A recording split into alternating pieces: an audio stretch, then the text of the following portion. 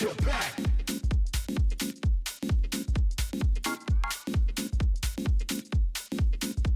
Yo.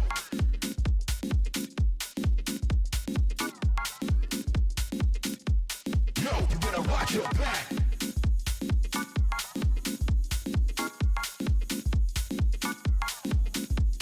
Yo.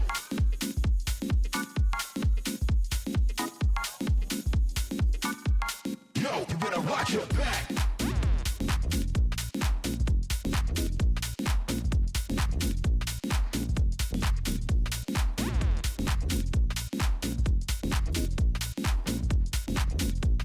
Yo, you better watch your back.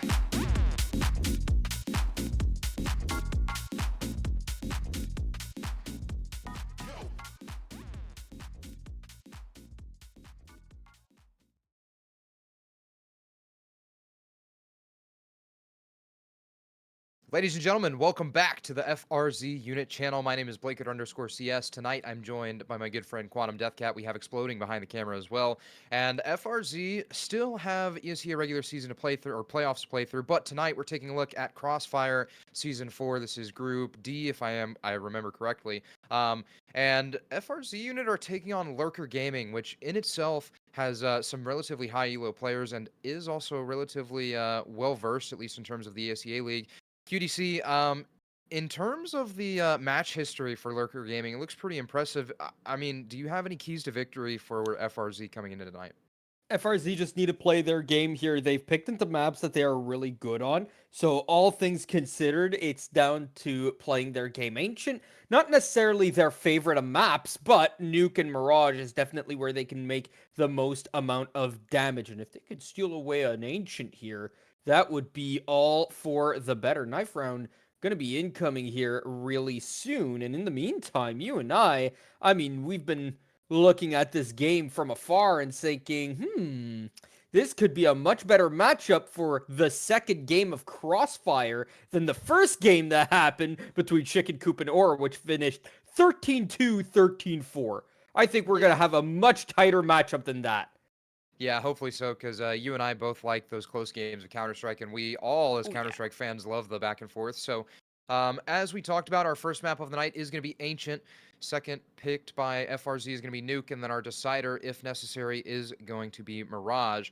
But for now, we're going to head right into the map of Ancient. It is FRZ on the CT side. Oh yeah, because I'm like still in regular season mode QDC. I'm thinking that people are knife rounding for the sides, but FRZ, because it is not their map pick, will have the decision on where or which side they want to play on, and the aggressive bottom mid push from FRZ is not something I think I would have expected. Here comes the push out of A main immediately from the T side, and they rip ahead right off. Rocks with the response on Abitog. This bomb will go down, but in the man advantage for the T side. Yeah, retake's being prepped up. It felt like that mid-push was the right idea that FRZ wanted to go for. It was just a matter of actually collecting some of that information, but the crossfires and the post-plant positions have already been established, so Will's able to take a little bit of contact. My line won't be able to find a kill, though, so as Brox and Toasty make their way through this palace, it's going to be bodies dropping left and right. Lazy's left on the 1v2, but the stick is already happening. There's a kid on the belt of Toasty, so he's going to be the one to do a lot of damage and try to really call the bluff, but the crouch up and down does not come into his favor. Lazy with 4 kills into the round starts us off on Ancient on the right foot.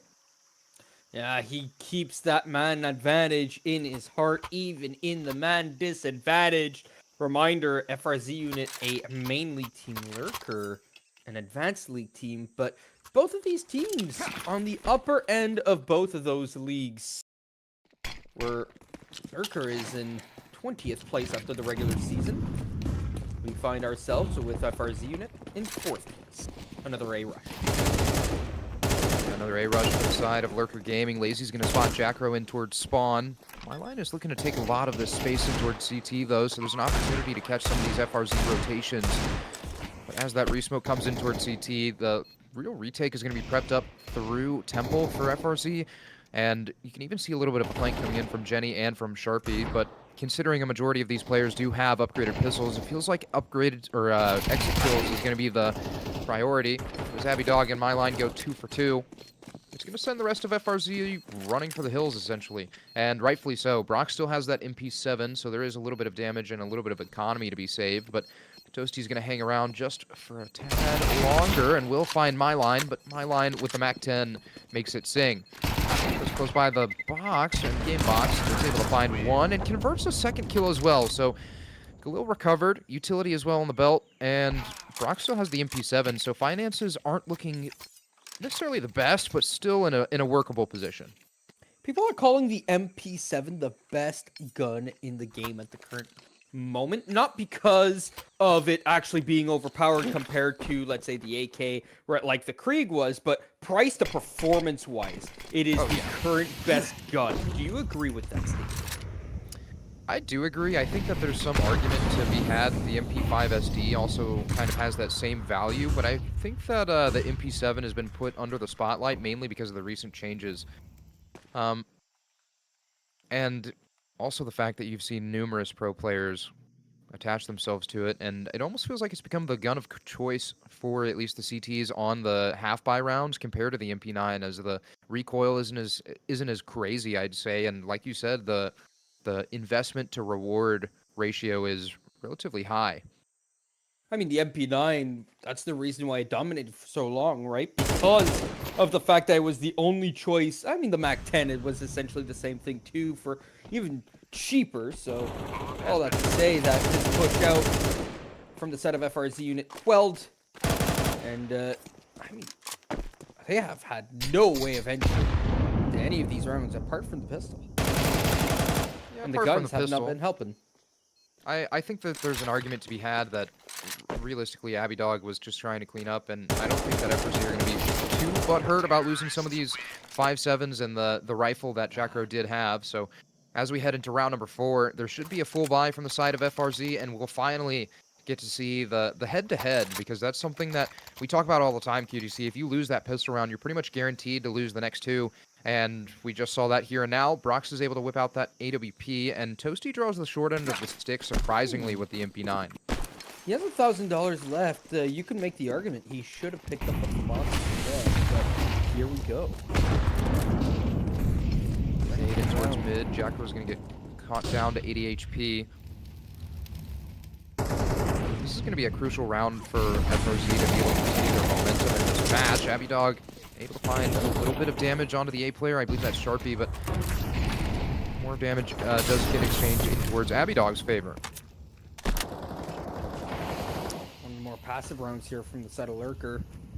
They're just waiting to see if a response out the side of FRZ unit, and why wouldn't you? You are expecting them to be a lot more desperate. Toasty getting the boosted player immediately. Killed in the process, doesn't get traded out. This is a great match for FRZ unit, but what a disgusting shot from Willie. Gets a second through as the player jumps through smoke, and suddenly still man advantage for FRZ, but not as bad of a position as it once was. Yeah, AWP is still monitoring bottom ramp. Will trying to say you will early, but Will's able to take the head off of Brox's shoulder. Sharpie's going to make the spot on the second player bottom ramp and goes swinging, but will bite the dust. So the counter flash was not effective from Jenny. But look at this duel. Jace is trying to find the fight rather than try and plant this bomb, and Jenny will come out on top, surprisingly able to find that left-hand peek. AWP recovered as well for the side of FRZ.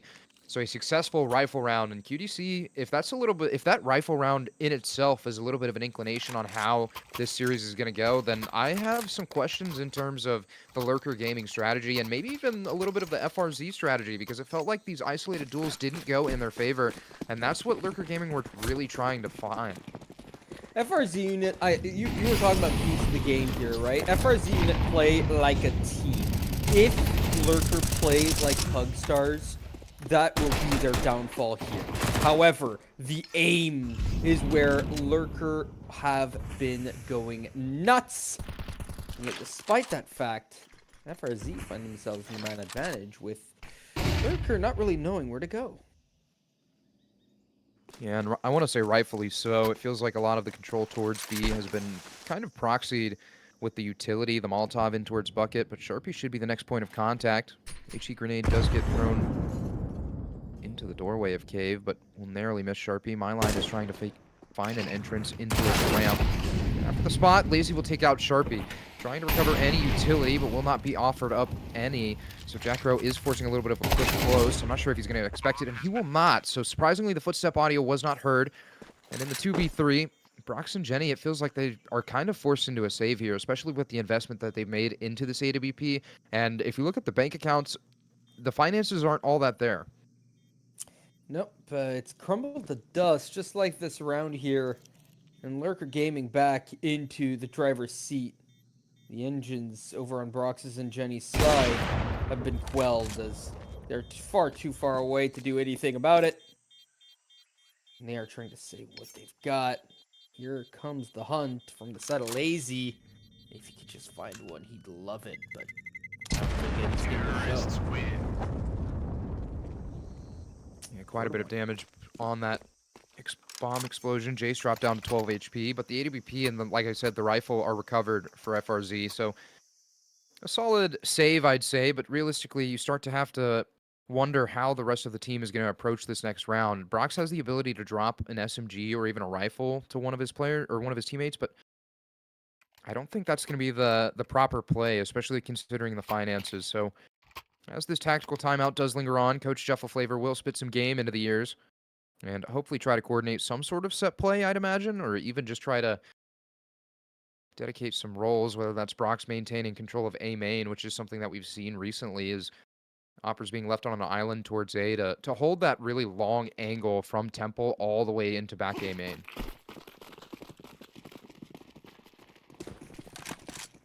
Number 6, very all-important here, and the investment from the side of FRZ unit is maximized to its fullest potential to give a buy into the next and leave these two dangerous guns still well surrounded with the 5.7s and MP9s. It's a 3-on-3 as fight on B lane takes and occurs. And honestly, I feel like, oh, beautiful shot from Jackro. I feel like that exchange out towards bottom ramp was ideal for the likes of FRZ, considering that it was an MP9, or no, I think actually Sharpie might have had an M4. It's a 5.7 and MP9, yeah. Okay, Oh, then no. yeah. Wait, was it? Yeah, I Jenny swear there was was an there. M4. Yeah, Yeah, Jenny was down there. He towards has a ramp. kill. MP9, 5.7, so only upgraded pistols lost, but as I say that, Jenny will hit the floor. Bomb is going to be planted at the top of the key, and Brox on rotation has Jackro to offer assistance, but Jackro, it feels like, is looking for a cave play, maybe? No, just instantly backs up, recovering that AK-47. So this retake will be on. You see the post-plant positions have been escaped to for the likes of Lurker Gaming. My line still maintaining control of Cave, but with that Molotov, that should give a little bit of an inclination onto where these players are approaching from. Jacker's going to go swinging out towards the site. Does have a kid on the belt, but a missed shot from Brox does not open up any further opportunities. And My line activates to find 4 in the round. It's a fifth round.